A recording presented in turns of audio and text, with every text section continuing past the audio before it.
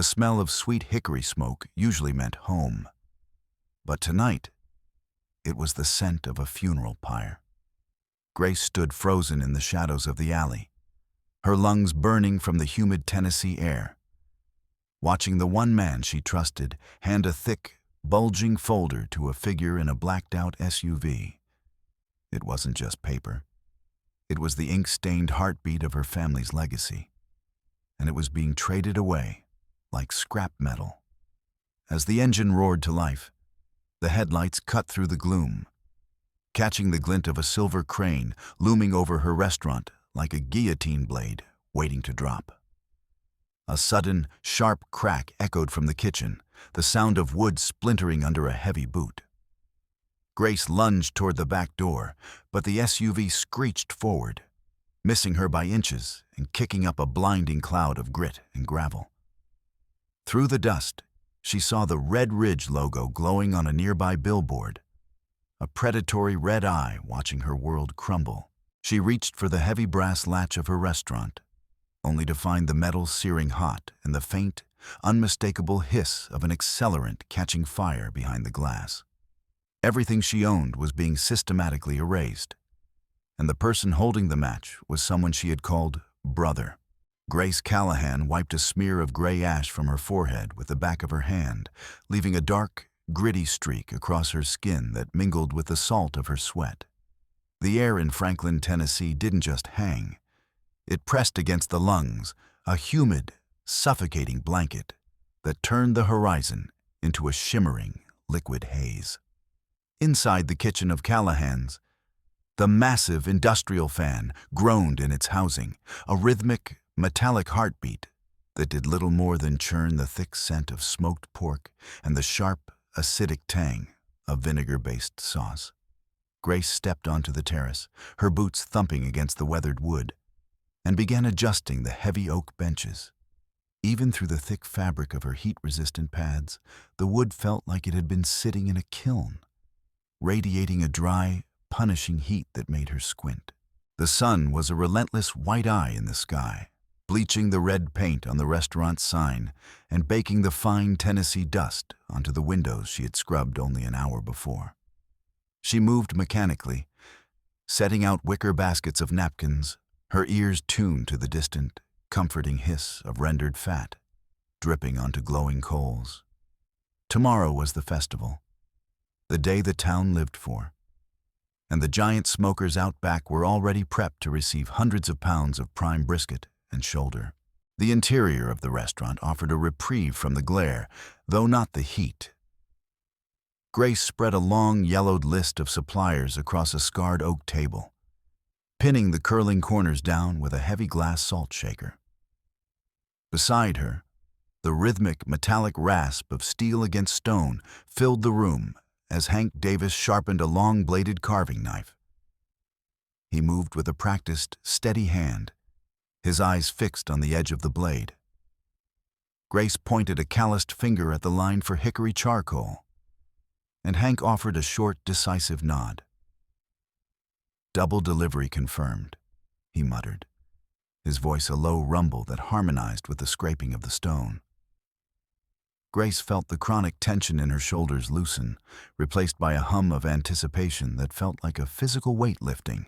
Hank reached out, his hand, rough and stained with the indelible marks of a pitmaster, slapping the side of the massive black smoker.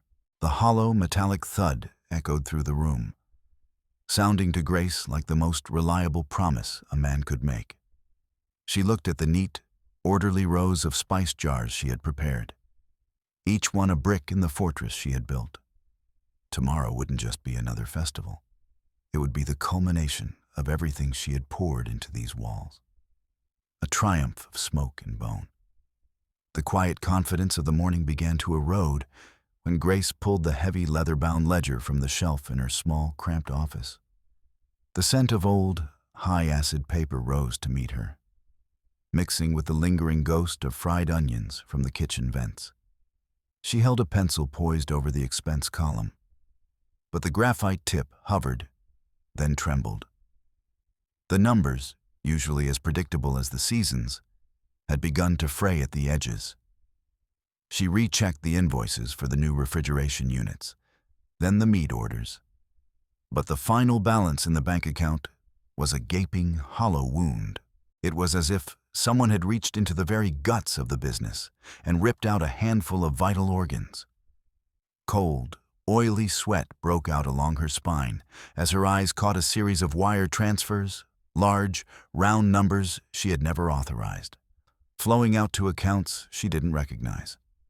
Her heart missed a beat, a sickening lurch in her chest that left her light-headed as the columns of ink blurred into a meaningless jumble of zeros and ones. She flipped the pages back, her breath coming in shallow hitches, discovering that the financial foundation of Callahan's had been hollowed out, eaten away by a silent, invisible rot that had been festering right under her nose for months. The panic was a sharp, jagged thing in her throat as she caught Hank near the heavy steel door of the walk-in cooler. She clutched the bank statement in her hand, the paper crinkling under the force of her grip.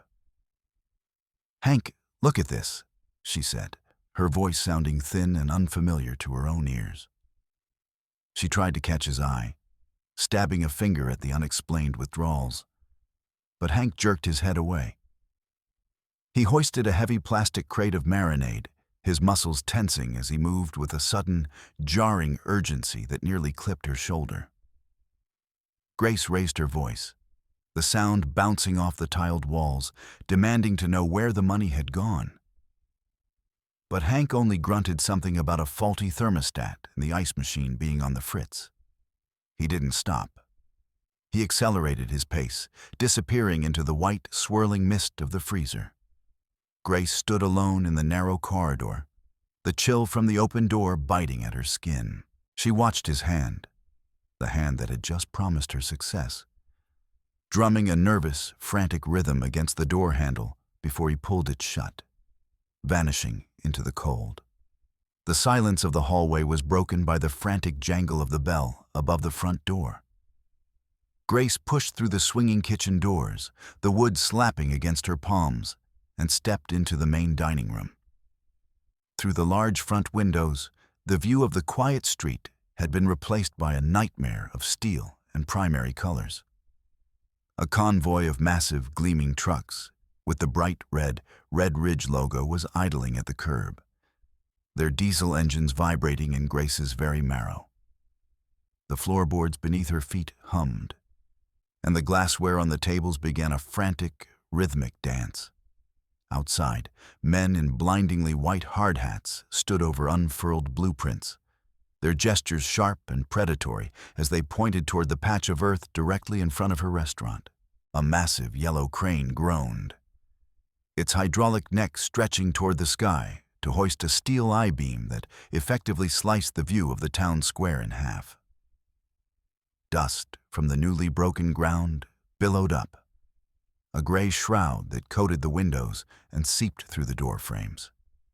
The acrid chemical stench of diesel exhaust flooded the room, choking out the sweet, deep aroma of the pits. And Grace found herself coughing, her eyes stinging as she watched her world being walled in. She didn't think. She simply moved. Grace threw open the front door, marched across the street, dodging the orange traffic cones that had sprouted like plastic weeds.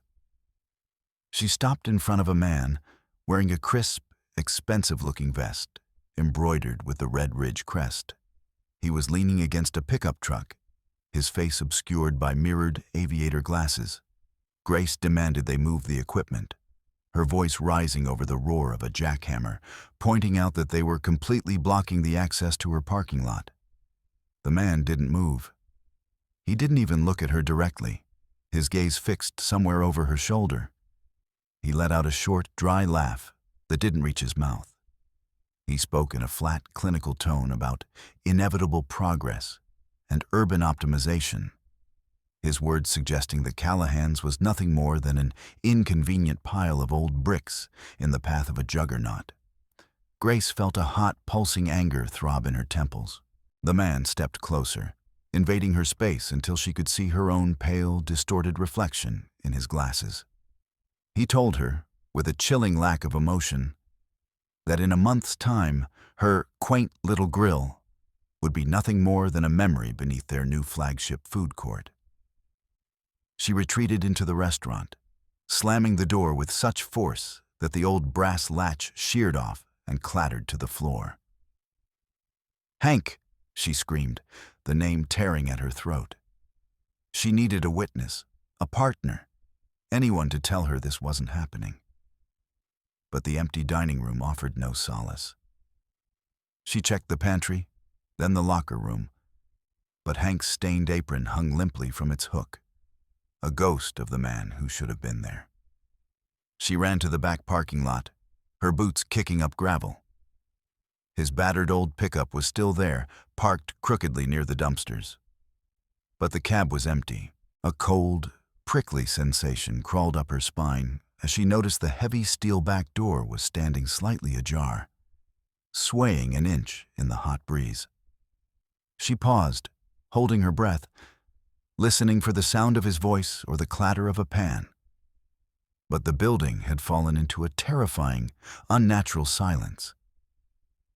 The only sound was the steady, indifferent tick of the clock in the office, counting down the seconds of a life that was rapidly unraveling.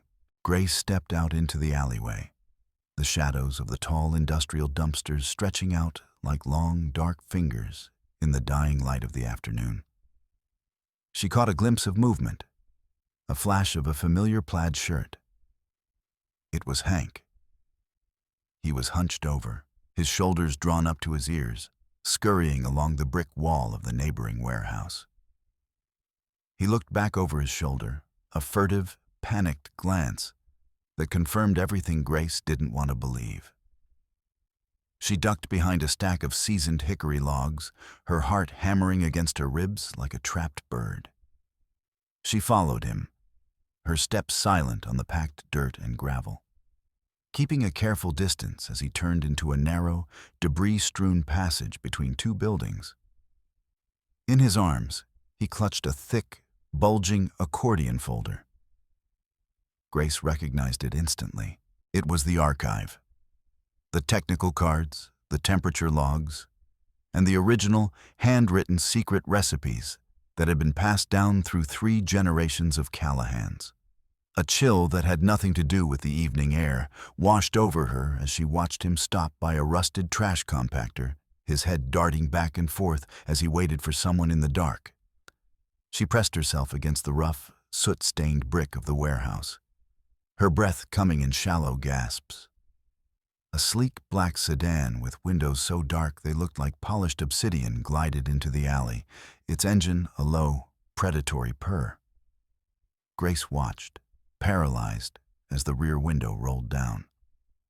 Hank stepped forward, his hands trembling as he passed the folder to a man in a sharp, gray suit. There was a faint, mechanical click as a briefcase was opened inside the car, and for a fleeting second, the interior light caught the glint of thick, banded stacks of $100 bills. Hank reached in, his fingers moving with a frantic, greedy grace as he counted the money. A smile, sharp, ugly, and entirely foreign, spread across his face. The folder vanished into the car, and Hank reached out to shake the man's hand, a gesture of finality that felt like a blade twisting in Grace's gut. He had sold it. He had taken the only thing she truly owned and handed it to the people who were currently trying to bury her in dust and noise. The weight of the betrayal was so sudden, she felt her knees buckle. She tried to steady herself, but her heel caught on a discarded tin can. The metal screeched against the pavement, a sound like a gunshot in the narrow alley. Hank spun around, his eyes wide and white with terror as they locked onto hers. Grace tried to scream his name, but the sound was swallowed by the sudden, violent roar of the sedan's engine. The man in the suit vanished back into the car, and the door slammed shut with a heavy, final thud. The tires screamed, biting into the asphalt and throwing up a cloud of acrid blue smoke and stinging grit. Hank stood frozen, his hands flying up to cover his face. But the car didn't turn away. It surged forward, accelerating down the narrow passage directly toward the spot where Grace stood, paralyzed by the headlights that had turned the alley into a blinding, white tunnel. The world narrowed to the twin suns of the car's lamps. Grace threw herself to the side, her shoulders slamming into a stack of wooden pallets as the sedan roared past. The side mirror missed her arm by a fraction of an inch, the slipstream of hot, oily air from the radiator burning her cheek. Gavel kicked up by the spinning tires peppered her legs like buckshot, and she tumbled onto the greasy asphalt, her palms skidding across the grit.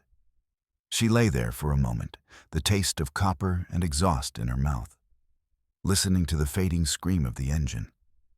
When she finally pushed herself up, her dregs were torn and her palms were raw, weeping red into the grime of the alley. At the far end of the passage, she saw the silhouette of Hank Davis. He didn't look back.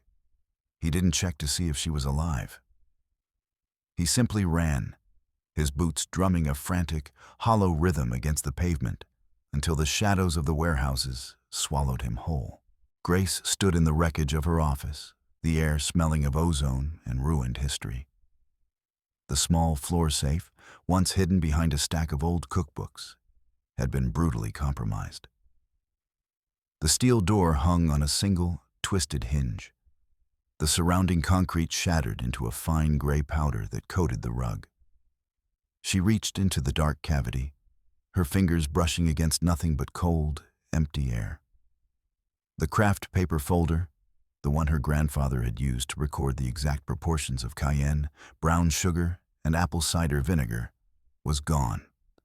All that remained was a single, bent paperclip and a stray piece of the red twine that had kept the family's future bound together. She sank into her chair, the silence of the room feeling like a physical weight, a final judgment on a century of work that had been erased in a single afternoon of greed. She reached for the remote on her desk, and the television mounted above the bar in the next room flickered to life, casting an aggressive, flickering blue light through the doorway. She didn't have to search for the news. It was everywhere. A commercial for Red Ridge was playing, a high-production, slow-motion shot of a thick, amber-colored sauce cascading over a rack of ribs. It was her sauce. She knew the exact way the light caught the coarse ground black pepper, the specific viscosity that only came from a 12-hour simmer. A cheerful corporate voice announced the launch of their Heritage Collection, a line of sauces dedicated to reviving the lost traditions of the South. Grace felt the blood drain from her face, leaving her cold and hollow. She gripped the edge of her desk until her knuckles turned white, watching the Red Ridge logo, a stylized mountain that now looked like a tombstone, shimmer on the screen. The next morning brought no relief, only a different kind of assault. Grace stood on the loading ramp at the back of the kitchen as a heavy delivery truck rumbled to a halt, belching a cloud of foul-smelling blue smoke. The driver, a man who had been delivering to Callahan's since Grace was in pigtails, wouldn't look her in the eye. He hopped out and began throwing empty plastic crates onto the concrete, the noise echoing like gunfire in the small yard. Grace pointed to the empty back of the truck, asking where her order of prime brisket was. But the man simply handed her a crumpled piece of paper. It was a formal notice of contract termination. Red Ridge had signed an exclusive distribution deal with every major meat purveyor in the county. "I'm sorry, Grace," the driver muttered, his voice barely audible over the idling engine. "Orders are orders." He climbed back into the cab and pulled away, leaving her standing among the empty crates, the cold morning wind whipping her hair across her face and carrying the scent of a world that had decided she no longer belonged in it. The smell of smoke woke her that night, but it wasn't the sweet, woody aroma of the pits. It was the sharp, terrifying scent of burning plastic and treated lumber. Grace bolted upright, her heart hammering. Through the slats of her blinds, An angry, pulsating orange glow danced across the walls of her bedroom. She ran to the window and saw the nightmare made real. Tongues of fire were licking the outer walls of the smokehouse, climbing the dry, seasoned wood with a hungry, crackling speed. She didn't stop to put on shoes. She ran out into the yard, her bare feet stinging as they hit the cold, dew-slicked grass. The heat from the fire hit her like a physical blow, a wall of shimmering air that made the skin on her face feel tight and brittle. She grabbed the heavy industrial hose, her fingers fumbling with the brass nozzle as she cranked the valve. The water surged, a freezing jet that hissed and turned to steam the moment it hit the blackened wood. Gray, acrid smoke billowed out, enveloping her in a suffocating cloud that burned her throat and blinded her eyes. She coughed until her lungs felt like they were bleeding, but she didn't let go of the hose. She leaned into the spray, the weight of the water nearly pulling her off her feet, and fought the fire inch by agonizing inch. Her clothes were soaked, plastered to her skin with a mix of sweat and freezing water, and her hands went numb from the cold. But she kept moving forward, driving the flames back until the only thing left was the hiss of dying embers and the heavy, wet smell of charred history.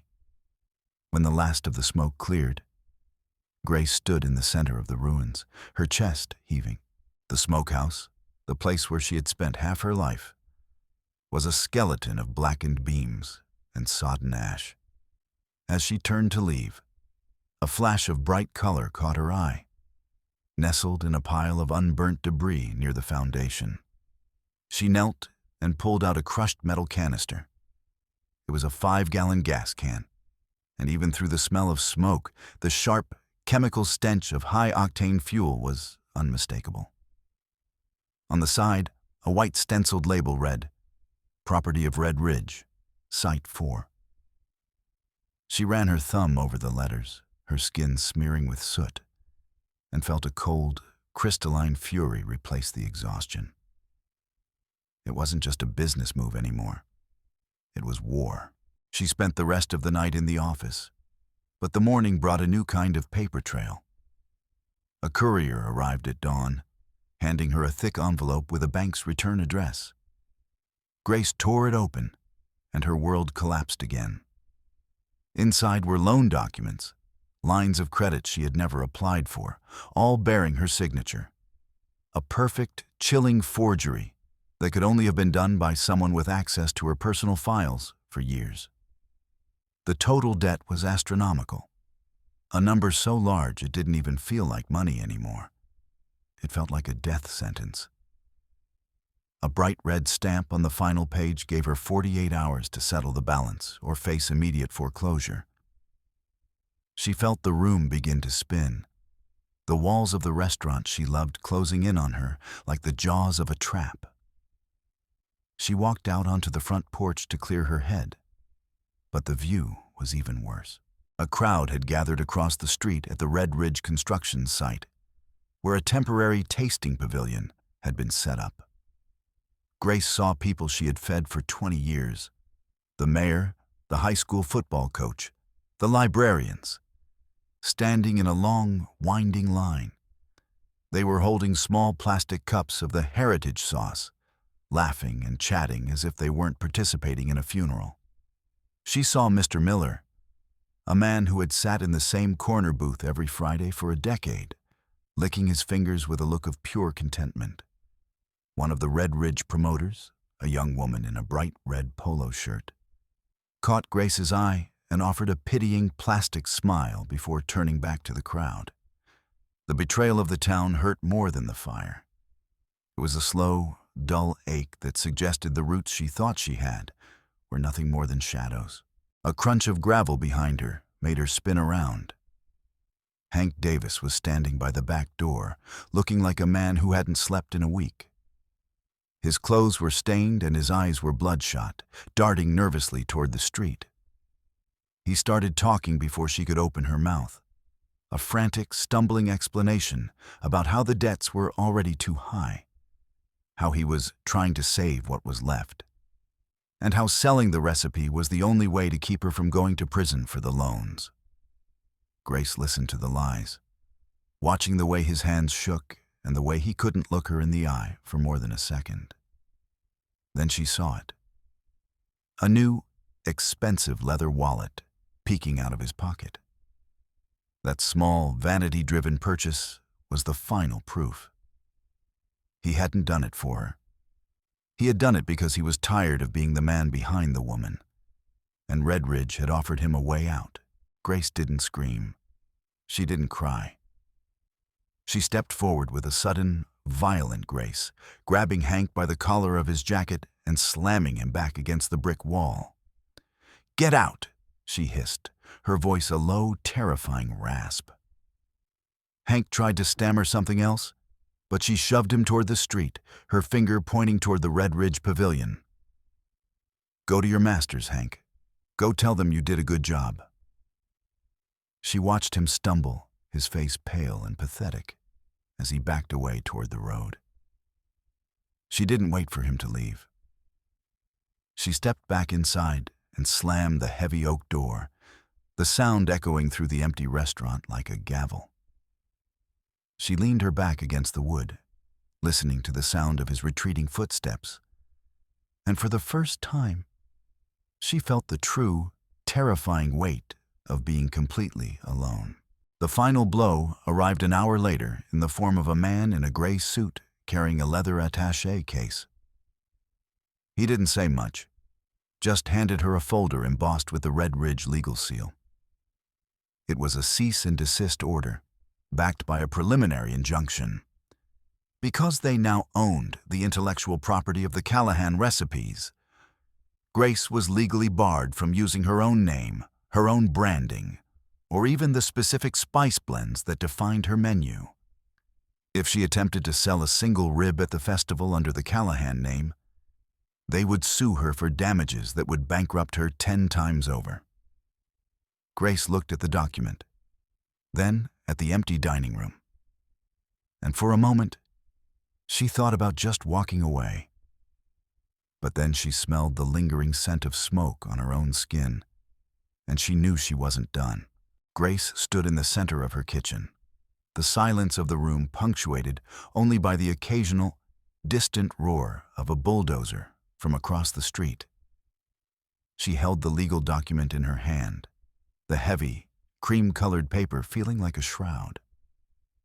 The words intellectual property and exclusive rights blurred before her eyes, turning into black, jagged marks that seemed to mock the 3 generations of Callahans who had built this place with nothing but wood, fire, and sweat. They had stolen her name. They had taken the very words she used to describe herself and locked them behind a corporate vault. She crumpled the paper into a tight, hard ball and threw it with everything she had. It struck the industrial trash bin with a hollow thud and rolled into the grime, a piece of trash among trash. The frustration boiled over. In a sudden, uncharacteristic burst of movement, Grace swept her arm across the stainless steel prep table. A row of spice tins clattered to the floor, the lids popping off on impact. The air was suddenly thick with a kaleidoscope of scents. The golden, earthy dust of turmeric, the sharp, stinging bite of cayenne, and the deep, smoky crimson of paprika. The spices swirled in the shafts of afternoon light, settling into the cracks of the tile floor like colorful, aromatic snow. Grace stood over the mess, her chest heaving, her hands trembling. She looked at the chaos she had created and saw the perfect metaphor for her life. Everything was out of the jars now. Everything was exposed. She walked over to a large copper vat, sitting on the back burner, her movements slow and deliberate now. If they wanted the Callahan taste, they could have it. It was a dead thing now, a ghost in a bottle. She needed something new, something born of the fire they had set. She reached into the pantry and pulled out a crate of wild black cherries she had intended for cobbler. She crushed them with a heavy wooden mallet, the dark, purple-black juice staining her hands like old blood. She threw the pulp into the vat and added a quart of cold, triple-strength black coffee. The mixture hissed as it began to simmer, a deep, brooding purple that looked more like ink than sauce. She added toasted cumin, crushed peppercorns, and a handful of dried, fermented chilies that she ground into a fine, lethal dust between her palms. The steam rising from the vat was aggressive, a sharp, complex aroma that made her eyes water and her throat tighten. She dipped a small metal spoon into the liquid and touched it to her tongue. The heat was the first thing, a bright, searing flash that demanded attention. But then came the bitterness of the coffee, the deep, earthy sweetness of the cherries, and a lingering, smoky finish that tasted like the very wood she had used to save her smokehouse. It wasn't the Callahan sauce.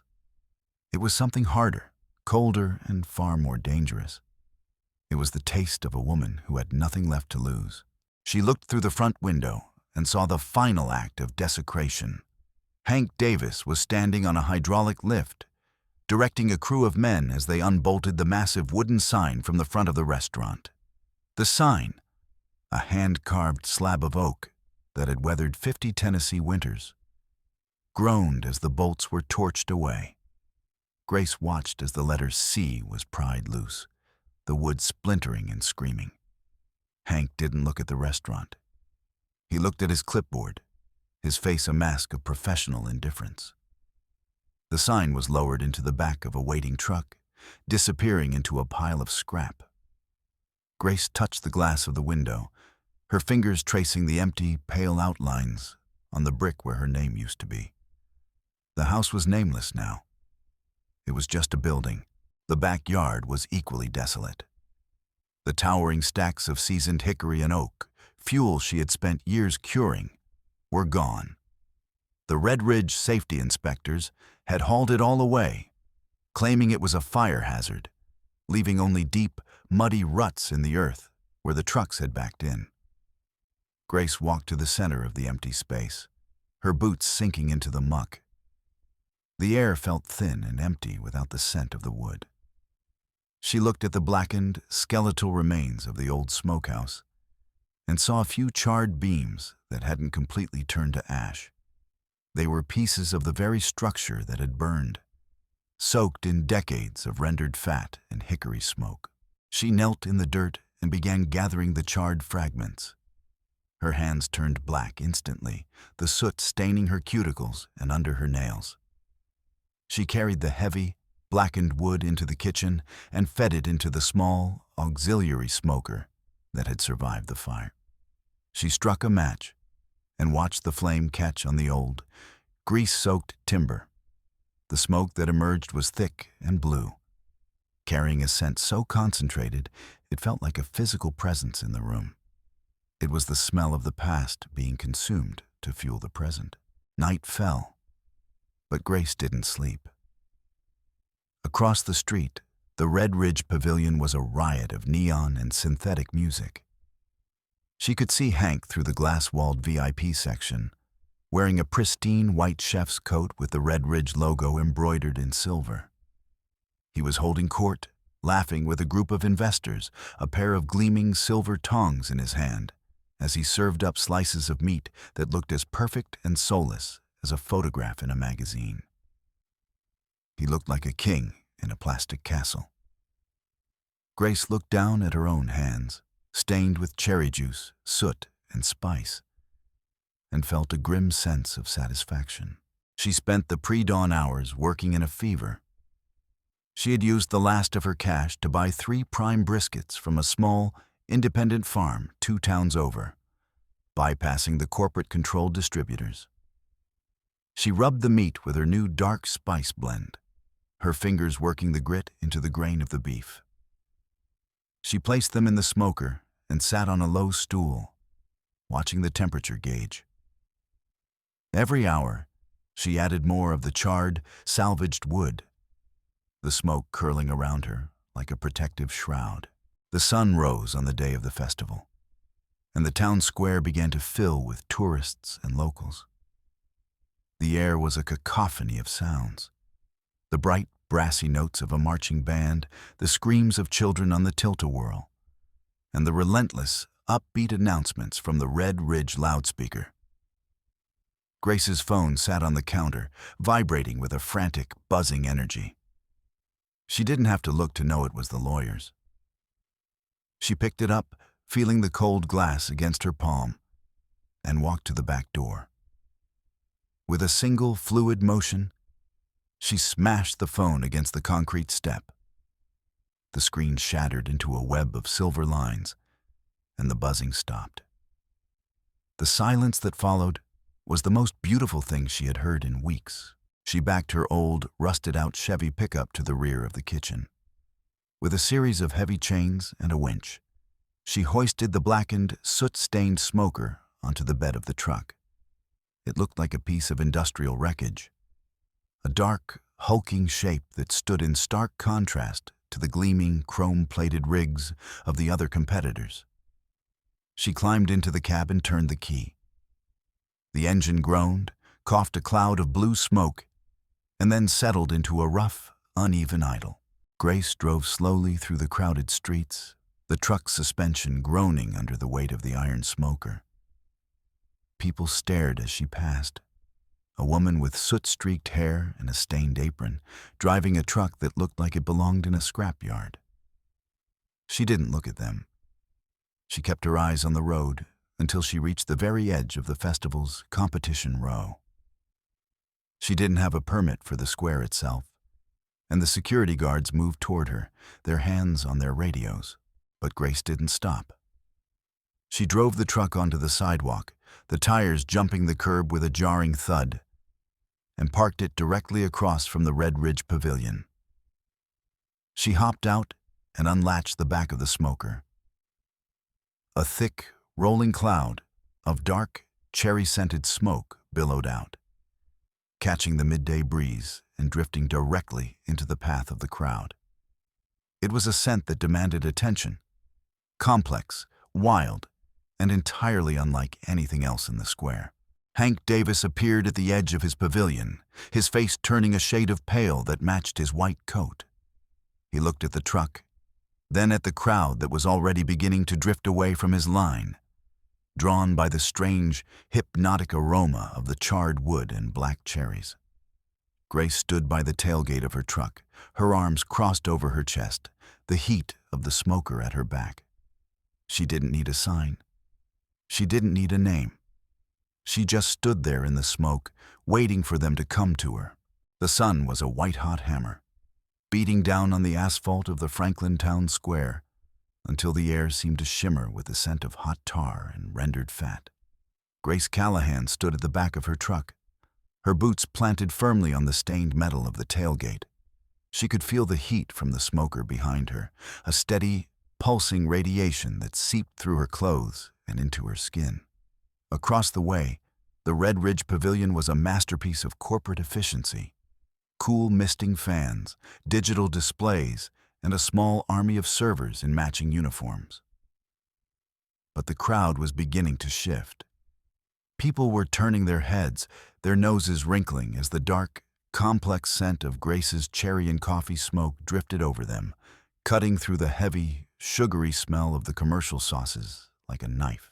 The judging committee approached, a phalanx of men in blue blazers and straw hats, their clipboards held like shields. As they neared her truck, Grace reached under the makeshift counter she had rigged up and pulled out a single, heavy ceramic bottle. It was one of the last original Callahan sauce jugs, the golden label still bright and defiant.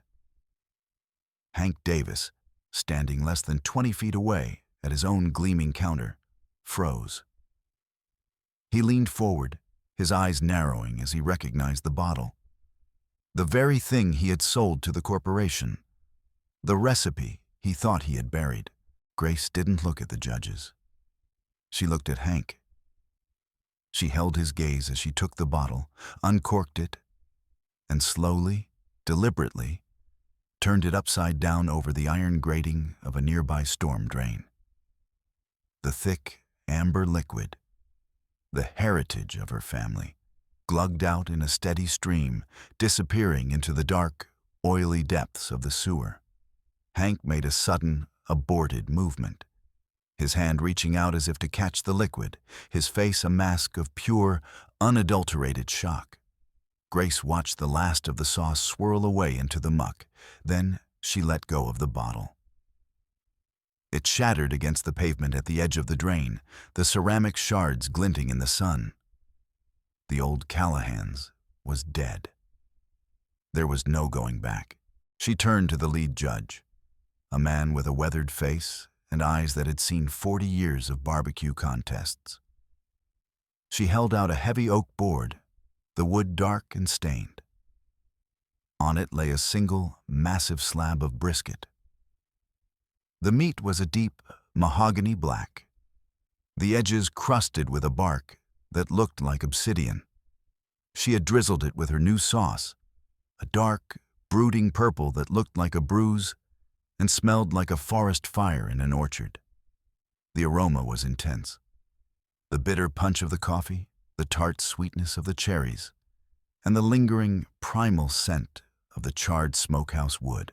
The Red Ridge lawyers, who had been hovering near the pavilion like vultures, suddenly surged forward. One of them, a man in a sharp gray suit that looked entirely too hot for Tennessee, began waving a sheaf of papers. "This is a violation," he shouted, his voice cracking with indignation. "She's under a court order. This is unauthorized competition." Grace didn't even blink. She didn't look at the lawyers, and she didn't look at the papers. She kept her eyes on the lead judge as he picked up a fork and knife.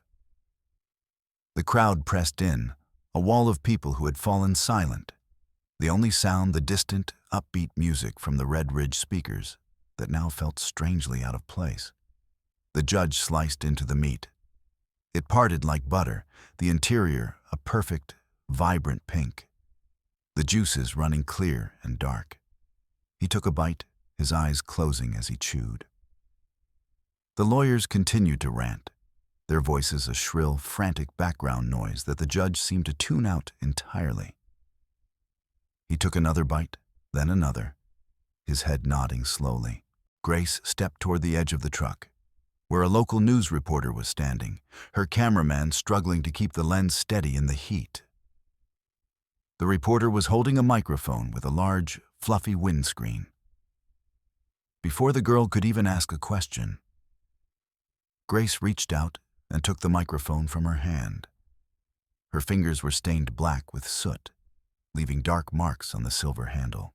She looked directly into the camera, her green eyes hard and clear. "My name is Grace Callahan," she said, her voice a low, steady rumble that carried over the crowd, amplified by the square's sound system. "And you can buy my name, and you can buy my recipes, and you can even buy the wood out of my yard. But you can't buy the fire." She pointed a soot-stained finger toward the Red Ridge Pavilion.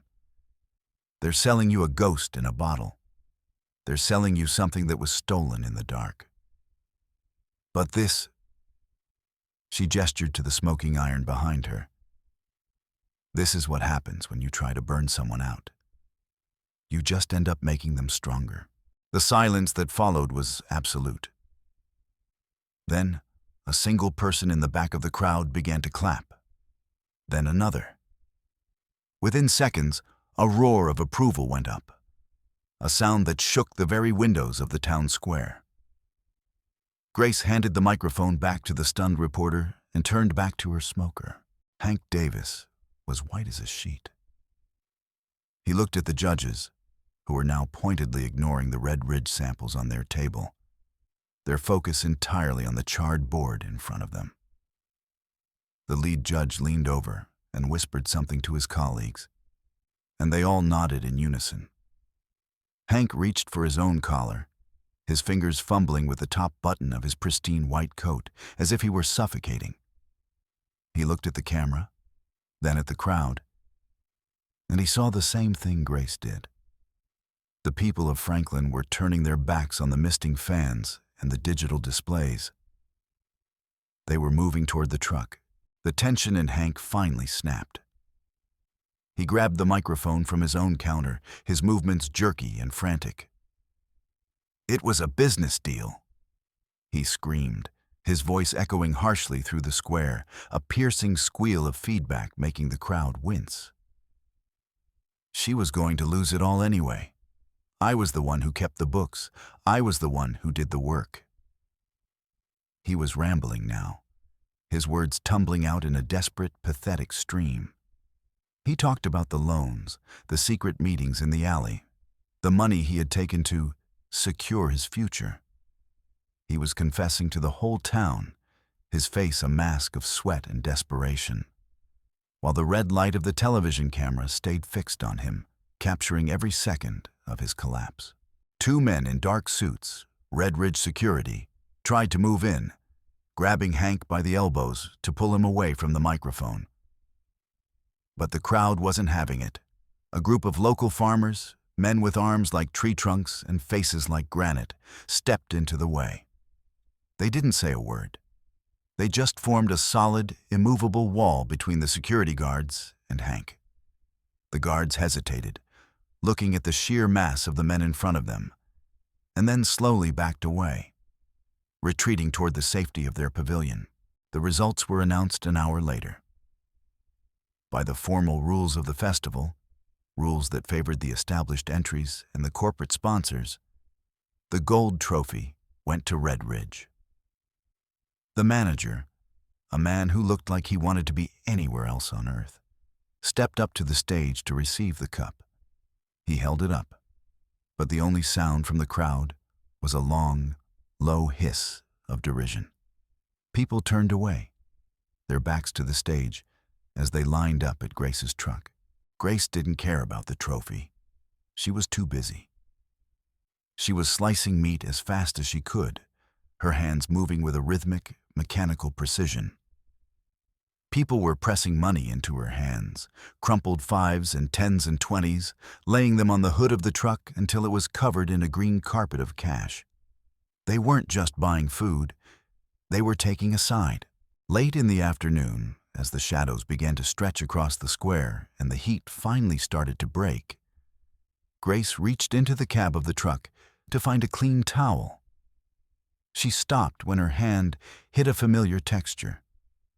Lying on the passenger seat was the leather accordion folder, the one Hank had stolen. Next to it was a stack of legal documents, the originals of the land deeds and the restaurant's charter, all bearing the official county seals. There was a small, torn scrap of paper tucked into the folder. "I'm sorry, Grace. It's all yours. I can't stay." The handwriting was shaky, the ink smudged in places, but the signature was unmistakable.